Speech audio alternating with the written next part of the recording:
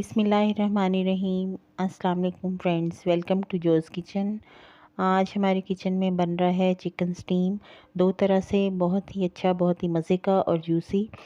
तो चलिए स्टार्ट करते हैं। सबसे पहले मैंने चिकन को डिप किया था सिरके वाले पानी में। आधे घंटे के बाद मैंने उसको निकाल लिया और उसके बाद उसको ड्राई करके उसमें कुछ मैरिनेशन की, जिंजर गार्लिक पेस्ट लगाया, धनिया पुदीना डाला, लेमन जूस डाला और थोड़ी सी मिर्चें डाल के एक साइड पे रख दिया उसको। उसके बाद मैंने एक और मैरिनेशन तैयार की जिसमें तमाम स्पाइसेस डाले दही के साथ और उसको अच्छा सा चिकन के ऊपर लगा दिया। तो कवर करके मैंने 2-3 घंटे के लिए फ्रिज में रखा। उसके बाद मैंने इसको एक पैन में 3 चम्मच टेबल स्पून तकरीबन ऑयल के डाले और इसको कवर करके रख दिया लो फ्लेम पे पकने के लिए।